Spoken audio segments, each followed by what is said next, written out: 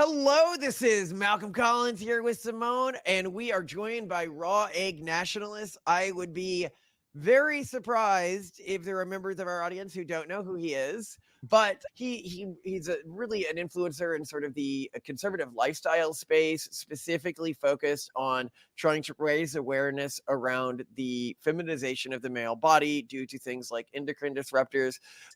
If you want to follow him on Twitter, his at is babygravy9, and he's written 5 books at this point. He's got a Substack you can check out. And yeah. And a magazine, Man's World. Magazine. Oh, yes, of course, Man's World. And it's going to have a physical edition soon, I've heard, which is pretty cool. I'd like to see that in stores. Of course, the powers that be will probably never let that happen so long as it keeps being honest. But the topic that I wanted to focus on today was, where do you think society is going like 500 years in the future? And you can chart this in steps, like where you think things are going in 20 years, 50 years, 100 years, etc. So let's go. Well, it's great to be back. We had such a wonderful conversation last time. I'm sure this is going to be fantastic too. So fundamentally, I think I have a kind of H.G. Wells-esque vision of the future. I think that what we're going to see is a kind of split in the human race, I think. I mean, I'm an optimist, or I try to be an optimist in many ways, about people's ability to take control of their lives. I mean, I tell people, look, there are simple things that you can do. You're overweight, you can lose weight. You can stop eating as much food as you're eating. You can get active, you can reduce your exposure to endocrine disruptors, and you can transform your life. You will be if you do that, you will be unrecognizable in a year, 3 years, 5 years. You'll be a totally different person. But on my slightly less optimistic days, then I do think that actually there is a large segment of the population that now will find it impossible not to be enormously unhealthy, to be dysgenically unhealthy. And I mean, you only need to look at the emergence of drugs like Ozempic, for instance, Wegovy, these fat loss miracle drugs that are being marketed now. I mean, they're being explicitly marketed on the assumption that the majority of people just can't lose weight any other way. Yeah. We can't reform society in ways that will make it easier for people to make the right choices. And so what you have to do is you have to rely on pharma to do it. So this is really where I think it comes in. I think there will be fundamentally, I don't know at what point, maybe it's happening right now, there will be a kind of selection event almost, where people with willpower will kind of break away from the rest of society into a kind of a physical elite, I think. Yeah, I one thing I want to add to this, because I think it's really interesting, and this for me has been a big turnaround in my relationship with people of rotundity, which is contextualizing for myself that obesity is about as genetic as IQ. So very genetic, like 0.8. However, it does not appear from my research that this level of genetic correlation with obesity is due to any biological change. It's not like these people have higher or lower metabolisms. Actually, human metabolism does not change that much. It would make a difference if you're going like 2.5 standard deviations from the norm of like 200 calories a day. So like a candy bar, and that's it. So what is really then happening here with obesity, I think, to what you're getting, is that willpower is enormously genetic. And so it would make sense what you're talking about. If you begin to have people separating out, you will have, and I think that this is very different from what a lot of people anticipate, which is like, oh, society will split into like a high IQ and low IQ group. Whereas you're saying, no, it's going to split into maybe a high willpower, low willpower group, which I could see. I'd be much more interested in marrying a high willpower person than a high IQ person. Well, I think what's going on with Ozempic and Wegovy, all the semaglutide interventions, is it really does demonstrate that this is a willpower thing. Why is that the case? Well, these don't actually slow your metabolism. They make you feel less hungry. So what they're really controlling is willpower in a sense, and not actual metabolism, which is really, in fact, they're adversely affecting your metabolism, because when you lose so much weight, your metabolism drops, and then people go off it, and of course they gain the weight super fast because their body's like, oh, we're starving. So and what also happens is, of course, that there have been a couple of studies that have showed this, but you don't just lose fat, you lose right, muscle. you lose a lot of muscle, right? yeah. And muscle is much more metabolically expensive to maintain than Yeah, fat. So yeah. actually, you lose 200 pounds or whatever, but you've actually lost a huge amount of skeletal muscle. And then unless you're actively weight training while you're losing. Like Yeah. there are some like nerds who are definitely going for that. Like they're really Sure. like they're aware of the problem. But no, like that's like, first off, if you're disciplined enough to lift weights while you're Yeah. going through this, then you're probably not the kind of person who absolutely needs to use semaglutide. No, exactly. So it's But what they're talking about as well is they're talking about using Ozempic and other GLP-1 receptor agonists. That's the class of drugs that Ozempic belongs to. They're talking about using them now to treat other forms of addiction. They're talking about using them to treat alcoholism, for instance. Yeah.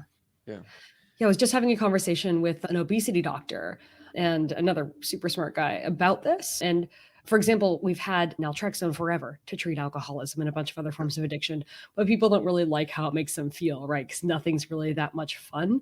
And this new class of drugs is a lot more pleasant to use, even though there are some unpleasant side effects. So yeah, it could have a really interesting effect. And it is interesting. I want to see a lot more research on the effects that these do have. Even like people have, I don't know how much this is anecdotal for people, or a placebo effect, reporting less time on social media, less time gambling, etc. It's super interesting. Well, the side effects of semaglutide and these other drugs are very interesting. I've written quite at length about them. I wrote a piece for American Mind called "Fatty's Little Helper" about Ozempic, and it was I talked at length about the side effects in particular, and they're nasty. They're really nasty, and people are starting to realize now. So one of the increased risks from Ozempic is inhaling the contents of your stomach. So so Ozempic, normally your stomach empties in a few hours, and what Ozempic does is it slows the movement of food out of your stomach to a rate of, it basically doesn't move at all, and in fact you can get stomach paralysis, but it might take 3 weeks for your stomach to empty rather than 3 weeks. Yeah. So what happens is, if you're fat and you are on Ozempic, you're probably, hugely fat now, you're likely to have a gastric bypass as well. They're recommending bariatric surgery in conjunction with use of Ozempic. Well, you lay down on the table, your stomach is still full, and so the gastric juices and the food in your stomach comes back up out of your throat, and you inhale it into your lungs, and you can die. Fuck.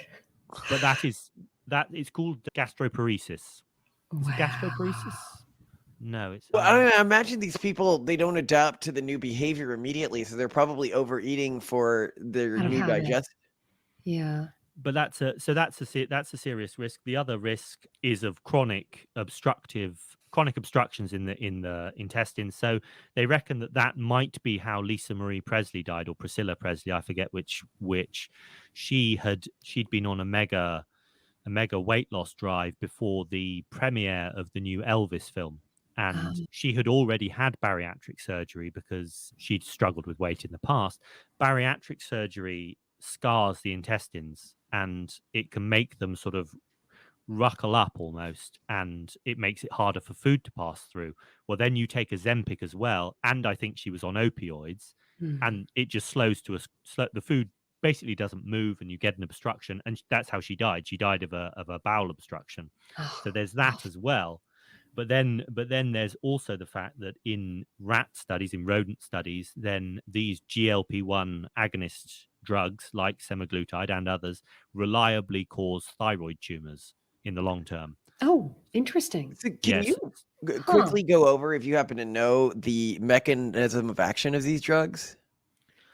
So they God, what is it? I think it's either ghrelin or leptin. They work on the receptors in the stomach that signal satiety, basically. I don't know the exact mechanism. So they signal to your brain that you're satiated, but they also slow the digestion of your stomach, slow the movement of things from your stomach. So you are actually more full. So, you know. Simone, you were saying that they could be used for alcohol? How would that work? Yeah, I don't. So that's what I under. So what Raw Egg Nationalist said is what I understand as well, that affects satiety and slows digestion. I don't know how or why this would affect. I think people are getting confused with opioid Well, agonists. no. I really no, because again, people taking these drugs are reporting these other effects. What I think is happening here is, you know how they say never go shopping hungry? I think that when people feel hungry, they also are engaging in more impulsive behavior. And Oh. that I think is what may be at play. When you feel really full, are you like super keen? Like imagine you just ate like a giant holiday meal. Like, do you want to go Oh, like that's fascinating. You know, to the another roulette fascinating table? effect of this is that sexuality changes when people are hungry. If you remember this Oh, from our book, so I this don't. if these drugs become more common, we could see changes in human sexuality. Some really obvious ones are men prefer smaller breasts when they're less hungry, Oh and they yeah. prefer larger breasts when they're more hungry. This is also true of poor versus wealthy men. Basically, if you're resource scarce, you're going to optimize for women who look like they have Oh, more access to resources. so ladies, schedule your breast Yeah. reduction Well, surgery. yeah, or if you have access to copious resources as a man, you're typically going to optimize for women who look like they have a longer reproductive cycle, i.e., are younger. Mhm. So that's really Interesting. interesting as well. I wonder if in Yeah. women there's similar like sexual changes when they're not hungry. Huh. Well, there have been, yeah, I'm sure there probably are. And I mean, I know that there are certainly studies that show that women's mate preferences change when they go on and come off hormonal contraception. That's a big one. Absolutely. That's a big one. And it's been shown that I think that women, is it women when they're on? I can't remember whether it's when they're on contraception or when they're off, that they prefer more masculine faces, and obviously more masculine faces of higher levels of testosterone.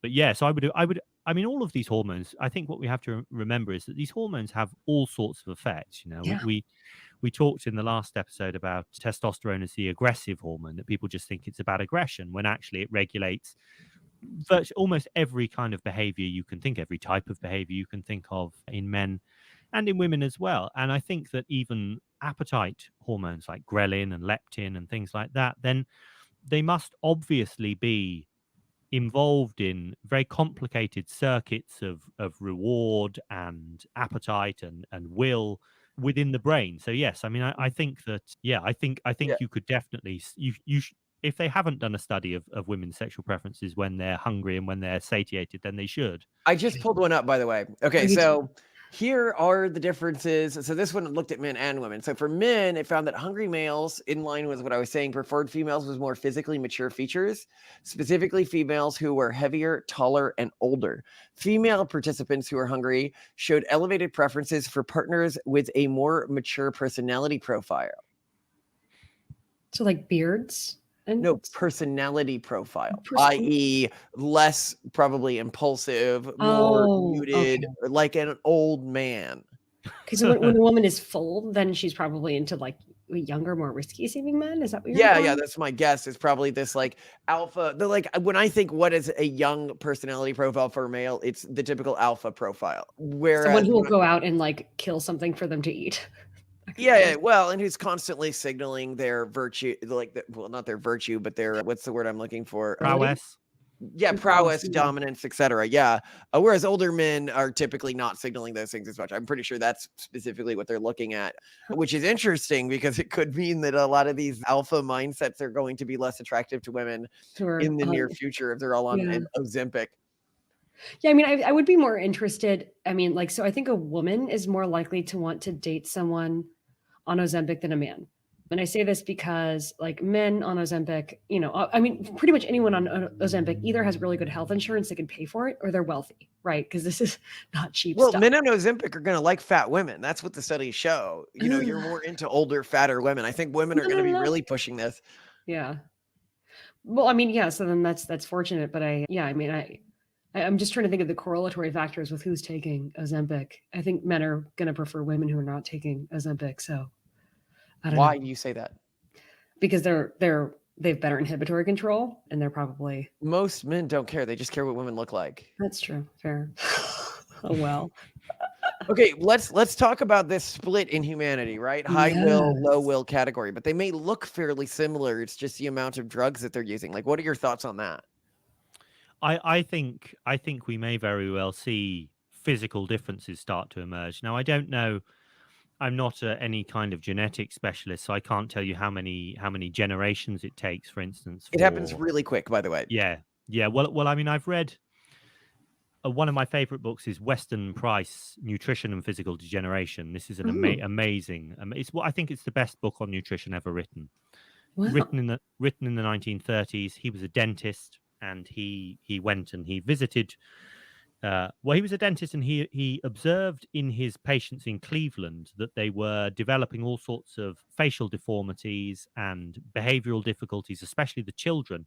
And he thought it was something to do with the diet, because they were starting to eat more and more industrially produced foods rather than the kind of foods that their parents and grandparents had eaten, locally produced whole foods, animal foods, etc.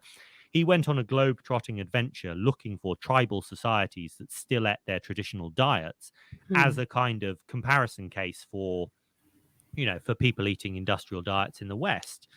And I mean, he discovered, for instance, in the Scottish Highlands, the Highlanders of Scotland were once the tallest people in Europe. They were regularly 6'7", 6'8", 7 feet tall sometimes, hugely tall people. And then within a generation, after they stopped eating their traditional diets, after they stopped eating fish livers baked with oats and lots of milk and butter and all that kind of stuff, started eating industrial foodstuffs, bleached flour, canned foods, all that kind of stuff. They shrank 6 inches, something like that, in a generation. Yeah, there was massive shrinkage, apparently. Oh boy.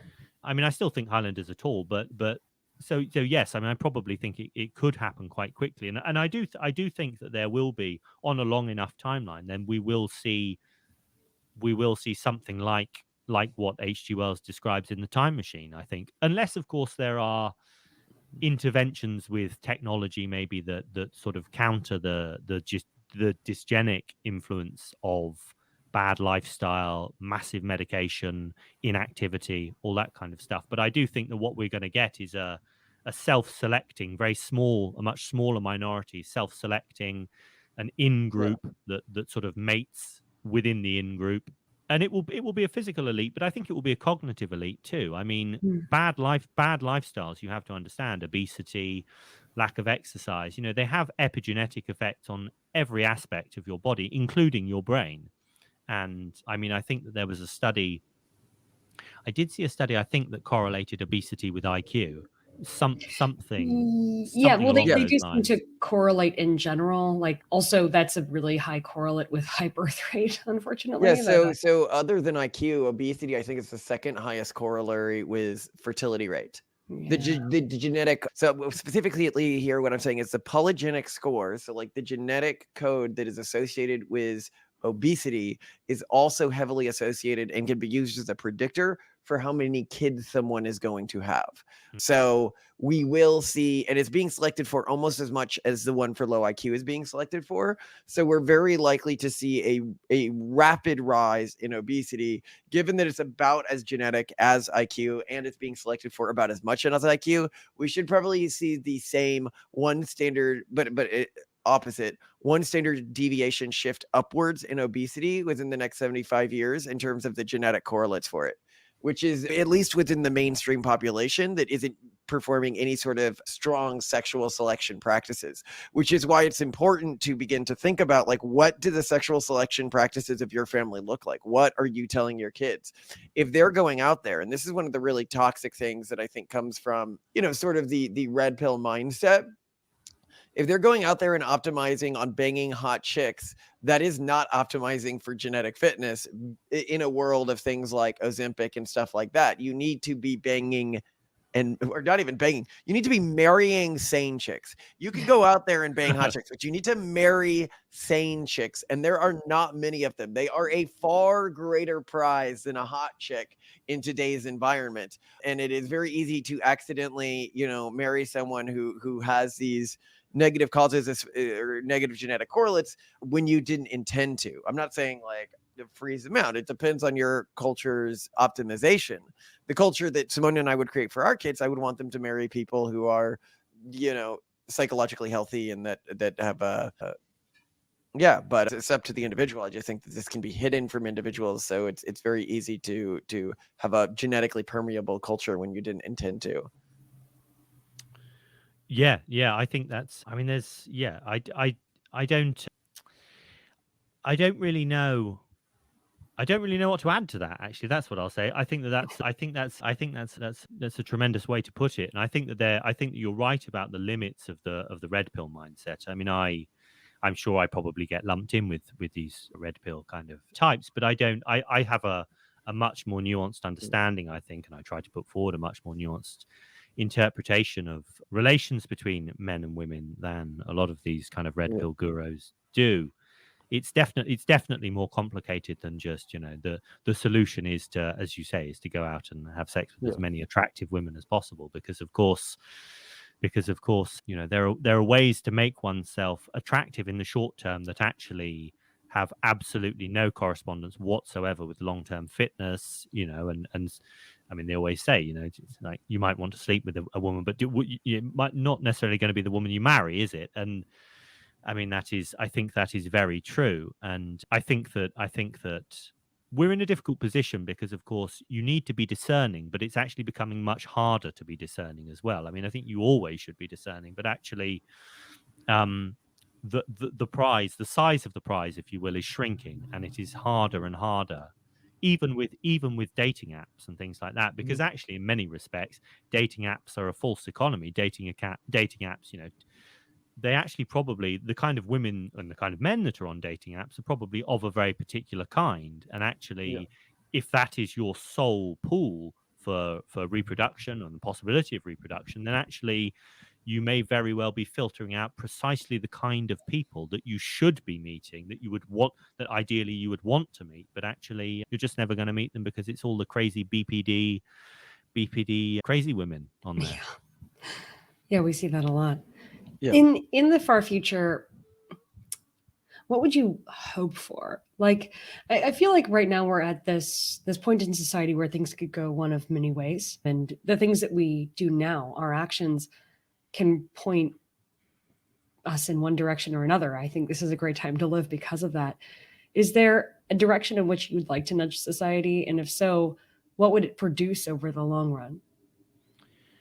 I suppose I would love to live. I would love to live in a society that valued health, that valued true health, and because of course we don't. And you know, I write about all sorts of things. I write about the way that the FDA licenses chemicals, for instance, the fact that we operate on a presumption of safe until proven otherwise. And I've said, well, actually, look, it's very obvious actually that many chemicals are extremely harmful in the long term. You can do these short-term studies, but actually you don't get any idea of the real effects of the chemicals until it's too late, until it's 70 years down the line and we're decades away from a profound reproductive crisis. So, I mean, I would like to nudge society in a direction where actually we see the ultimate value, not as commercial value, not as money, but as actually the flourishing human life. That's what I would, which would be much closer to, you know, a kind of ancient Greek conception of the good life, of the kind of social life that should be fostered. You know, it's not just about money. It's not about the commercial applications of new products, of new chemicals. It's actually about how do we live? How should we live? You know. Yeah, and I'd also point out here, and I think that this is probably, I don't know if you, but I would definitely consider myself part of the red pill community. So when I'm saying the red pill community has these problems, I'm talking internally about the community, not as an outsider who's like, aha, silly red pillars. I'm more like, hey, let's make sure that we, and the community is maturing dramatically. Like if you look at where it is versus where it was 10 years ago, I think that it is the community that to a large extent has transformed into this, well, raw egg nationalism, right? Yeah. I mean, I think that, yeah, I think you're right about that. I think you're right about that. I mean, I would, yeah, I mean, I'm red pilled in certain respects, and I certainly recognize that, you know, that a lot of the stuff that even the sort of archetypal masculinity guru, you know, of the past said is true. And people like Heart East, for instance, who's a kind of, do you remember Heart East? He was yeah, people like that, you know, a lot of the stuff that they said, particularly about hypergamy, that kind of stuff. I mean, it's totally true. It's totally true, and I think that people need to understand it. There's a kind of, what I would say is that actually maybe as the red pill community has become more popular, then of course it's been democratized and it's been watered down, and you get these people who just, you know, reheat these very, very old takes endlessly for, you know, for likes on social media. But actually, I think that the fundamental motivation behind the red pill community, I think, is right, and I think Yeah. some of the fundamental insights are right as well too. Well, so it's really interesting the way that you're wording this, because this is giving me a bit of a revelation. Is when I hear like red pill takes that remind me of red pill takes from when the community was still just called red pill, right? Like I'm like, oh, that's a really reused take. Like that's really old. And I think the reason is because the community really mined all of the ideas and all of the revelations that could have come from this world perspective within its first like 3.5 years of existing. And now all of the evolutions of the movement are related on diverging ideals, because all of the obvious takes were already mined. And so you still have some people like going over those obvious takes, but of course the community would evolve and sort of undergo adaptive radiation. Yeah, precisely. I mean, I think what you're seeing is, yes, is people actualizing the kind of red pill insights in different ways. And, you know, so Mhm. you might have someone like Rollo Tomasi who's saying, you know, get a vasectomy. And, you know, I mean, I think you can agree with some of the stuff that Rollo Tomasi has said, at the same Oh, time as thinking, well, that's deeply stupid. I mean, I think a But, lot of men are right in thinking that they'll never get a fair deal in our society right now. mm, And that, you know, we can, I mean, as I've mentioned, a lot of this stuff is genetic. You can be like a smart person and just understand that you have enormously low willpower and you're never going to mm. achieve what you want to achieve because you just don't have the willpower for it. And we can say nut up and try to push yourself through it. But I think when I look at the genetic research, I don't know if that's a fair thing for me to be telling people. Yeah, no, and I mean, I think as well, then you see a lot of stupidity on the opposite, or maybe not the opposing side, but for instance, like the kind of trad side, where people are saying, you know, everything will be fine if you just get married and have kids. I mean, Yeah. people should get married, I think, and people should have children, but that's not the be all and end all. Yeah. That isn't going to solve the fundamental problems that have been raised, for instance, by the red pill community. So And we have an episode about this that I point people to because it's one of my favorite episodes, which is how girl defined ruined an entire generation of women. And of course, this was a play on the, how Scott Pilgrim ruined an entire generation of women. But the idea being is that there was this conservative mindset for a while. The conservative influence with online adapted and Girl Defined did this, where they basically told people, if you just live by these conservative rules and you get married and you save yourself for marriage and you have kids, everything will be all right. And the point we were making in that video is, no, like specifically, it wasn't even just everything will be all right. It's you will get the things that secular society has been promising you at a higher level than you can achieve them through secular society. Like, hedonistic sexual gratification, like relationship that works well without you having to put effort in. And that just wasn't true. The rewards for chastity and the rewards for willpower are not the same rewards that secular society is handing out. I think they're better rewards. I think they're more meaningful rewards, but it's very easy to miss that it's a completely different optimization function and a different set of rewards you should be expecting. And that just because you follow these rules doesn't mean that there aren't hard things that you're going to have to go through every day. yeah, precisely. And also, I think as well, there's a kind of, it's almost presented as a kind of Benedict option as well. It's like, you know, you can retreat from the world if you just get married and have your nice trad family. You know, everything will be okay. And as we know, you know, there's still public education system, massive propaganda apparatus. We do have to change the world. We can't retreat from the world. We actually have to change the world. And yeah, well, and if we retreat, eventually the world is going to come for us, especially because, exactly. as Malcolm frequently points out, the sort of dominant culture doesn't have any other way to get more members than by stealing them, because they're not reproducing above repopulation rate. Also, thinking long term, one thing I wanted to ask you is what you think in 50 years, 100 years, 500 years is going to be seen as like completely barbaric about the way we live now. assuming that, you know, what we live, what people are like in the future has been selected for. Like, I mean, you know, those who survive, those who reproduce, what will they think of today as being just insane? That's a very good question. I mean, I think we're already seeing. So, you know, I was talking about the advertising for Ozempic. We're Right. already seeing this notion that it is basically barbaric to suggest that people intervene to make their own lives better. Yeah. You know, it's like, no, you can't stop. You can't stop eating. You cannot close the fridge. You cannot get up off the sofa and Well, that sounds like fat phobia to me. yeah, I know. It I sounds mean, pretty hateful. I think we might get this video demonetized for that kind of talk. but I think that what we're going to see is we're going to see a real growth of that mindset, and I think that it will be pushed by big pharma, because it's being pushed by big pharma now. It's Novo Nordisk who's paying for the advertising that says you can't lose weight other than by taking Ozempic.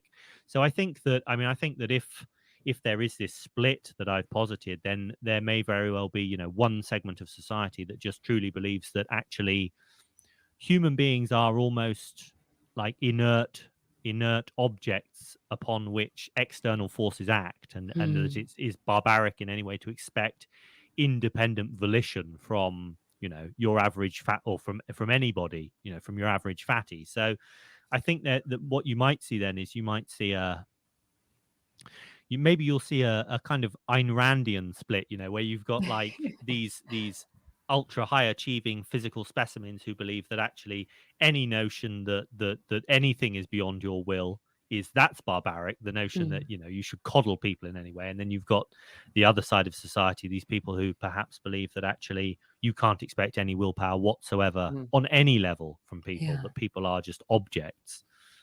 Yeah. Well, and it is interesting to me that a lot of these things that are correlated with these lower willpower groups are also correlated with a high fertility, which means that not only is fertility dropping, and it's likely, if I had to guess what's causing this, it's likely that these are the kids, you know, as we say, there's really only two reasons to have a lot more than two kids. It's either because you have some exogenous ideological motivation, like that's what's motivating you to do it, or you simply couldn't figure out birth control. You know, either you lacked the initiative to think ahead or whatever, and I think that that's why you're getting this correlation here. Or the welfare state as well, I think. Yeah, that as well. And so I think what this means is not only are kids dropping in the world, but even faster. And I think the hidden thing that's happening at a much higher rate is these high willpower and other correlations, cultural groups or kids born into them. They are going to be exceedingly rare going into the future. And that means they are the next Bitcoin. High willpower kids are the next Bitcoin. Because as Simone was saying, you know, the mainstream society needs these people, and it needs them disproportionately. That's why we know it's coming for our kids. That's why you can't just go Benedict, because if you have kids, then you have the one asset they really want, and they will come in and they will find a way to take those kids from you. And you can see this if you look at the, you know, highest profile people in our society, like the Elons or whatever, right? Like they targeted his kids aggressively, right? Like Yeah, they that did. is something that any of us should expect, and we need to steel our children against and build communities for them and build systems that help them find spouses in a world where it's going to become increasingly difficult. And I do think it is a parent's failure as much as the kids if the kid cannot find a spouse, because that required your networking and your culture building and your advice if you put them in a situation without realizing how much the world was changing around you. And I just can't tell a kid, oh, just, you know, fucking go to a bar. Like that doesn't work anymore, you know. Yeah, no, I think that's very, very true. I think the emphasis on parental, maybe that's another thing that will be considered barbaric, is leaving your children to defend, you know, to figure everything out for themselves. I mean, that is a hallmark of the kind of boomer liberal sort of Yeah. mode of parenting, right? Is it's like, oh, you know, everyone, you have to be free to make your own mistakes, but actually some mistakes are fatal, and you can make fatal mistakes very early in your life. Yeah. Yeah, no, it's funny you mentioned this is people often hear about our parenting strategy and they go, "Oh my gosh, I can't believe you're going to tell your kids who to be." You know, and they're like, "That's so abusive." And it's like, this is what every culture throughout human history has done until you guys came along And the only reason why you're against this is because this is one of the tactics you use to separate children from their support networks. You know, as we always say, all cults, they need to separate individuals from their parents and their support networks. And that's often what they focus on doing first. So the mainstream society, the cult, you know, it tells kids, your parents giving you advice on who to be, or putting pressure on you in terms of who to be and what to achieve in life, that is intrinsically abusive, which is a great psychological tool if you are trying to pry children from high effectiveness cultures. Yeah, 100%, 100%. I mean, I do think the Elon, to go back to the Elon stuff, I mean, the Elon stuff is quite shocking, really, the way that his children have been targeted by trans activists and, you know, in public. And not only have they done it, but they've also said, we transed your daughter, I think is what they said, or your son. Yeah. It's terrifying. And yeah, it's terrifying, but that is in a microcosm. That is society at large. And you know, I mean, parents are shocked when they discover, you know, when they see a photo of a classroom and they see all of the banners and the slogans and the pride flags and the love is love and all this kind of stuff on the wall. But it's like, you should know, you should be taking enough of an interest in your child's education to know that stuff is on the wall, and that they're being taught by a rainbow haired, but people don't until it's too late. Well, so we already have this with our kids. Like, we get told online regularly, like, we are going to target your kids. Like, that is our goal, is to turn your kids against you in any way that we can. Now, I will say, I think that the parts of the trans movement right now that have just spiraled out of control, I think that they won't be relevant by the time my kids are growing up. They seem to have lost the will of the people, which unfortunately is dragging down, I think, a lot of what I would consider the real trans movement. I mean, there is obviously an effect of all these endocrine disruptors in our environment. Like it would almost be surprising if we didn't see an explosion of actually people who are identifying as a different gender. So I feel for them being dragged through the mud by the crazy people. But those crazy people definitely exist right now. And I wonder what the next movement, what the next iteration of crazy is going to be that targets our kids for conversion. My guess right now, if I'm looking at things, it's going to be the negative utilitarian ethylus. I think that's going to be the next big movement, the voluntary extinction movement.